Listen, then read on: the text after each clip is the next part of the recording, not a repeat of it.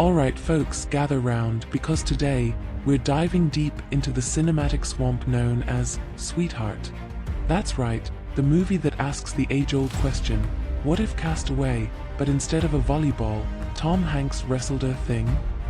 Prepare yourselves for a survival thriller that's less thrilling and more like watching someone try to assemble IKEA furniture with oven mitts. You know the drill.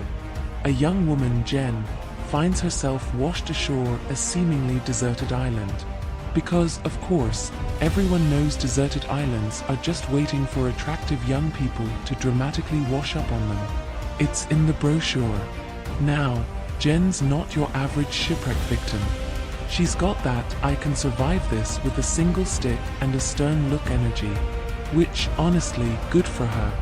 We've all seen enough movies where the protagonist spends half the runtime crying and the other half getting eaten by sand. But, as it turns out, this isn't your typical deserted island. This island comes with a bonus feature, a giant, amphibious, vaguely humanoid monster that apparently skipped leg day. Because, naturally, what every tropical paradise needs is a nocturnal, man-eating cryptid that's really bad at hiding. I mean, it's like a bear, but with the stealth of a marching band. So, Jenn, our resourceful heroine, has to figure out how to survive. And by figure out, we mean run around a lot, improvise weapons from driftwood, and occasionally stare intensely into the middle distance while contemplating the existential dread of being monster chow. And, let's be honest, the monster design? It's something. It's like they took a lizard, a frog, and a particularly grumpy gym bro, threw them in a blender, and hit pulse. The results? Well, they're on screen. We're treated to a series of tense encounters, which mostly involve Jenn trying not to become the monster's midnight snack.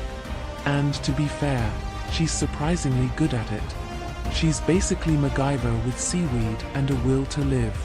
But, you know, it's a monster movie, so there has to be some kind of backstory, right? Well, buckle up, because it's minimal.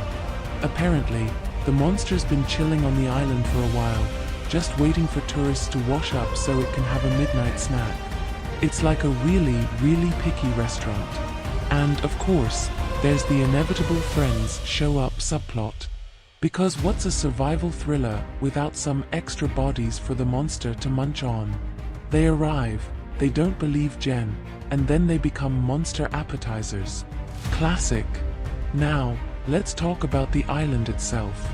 It's a tropical paradise, sure, but it's also conveniently littered with sharp rocks, conveniently placed caves, and conveniently decaying shipwrecks. It's like the island's set designer was a sadist with a Home Depot gift card. And of course, the obligatory "is she going crazy?" moments. You know, the ones where the protagonist starts talking to themselves and seeing things that may or may not be there. It's a survival movie trope that's as reliable as gravity. But, to Jenn's credit, she keeps her sanity remarkably well. She's basically like, yeah, there's a monster. So what? I've dealt with worse. Which, honestly, relatable. And, let's not forget the emotional journey. Because every monster movie needs a little bit of heart, right? Jenn's got some trauma, some backstory, some inner demons that she's battling. And, of course, those demons are conveniently manifested as a giant, amphibious monster. Symbolism. The climax, of course, involves a showdown between Jenn and the monster. And let's just say it's intense. It's like watching a really messy game of tag, but with higher stakes. And of course, there's the inevitable final girl moment. Because what's a monster movie without a lone survivor standing victorious over the vanquished beast? It's practically a cinematic law. So, in the end, Jenn survives. She defeats the monster, she overcomes her inner demons, and she probably gets a really good tan. It's a feel-good story about the resilience of the human spirit, and the importance of packing a good spear. But let's be real, this movie isn't winning any Oscars. It's a B-movie monster flick that knows exactly what it is. It's popcorn entertainment, pure and simple. It's the kind of movie you watch on a rainy afternoon when you're in the mood for something mindless and entertaining. It's not going to change your life, but it might make you think twice about going on a deserted island vacation. And hey, at least it's not another superhero movie, right?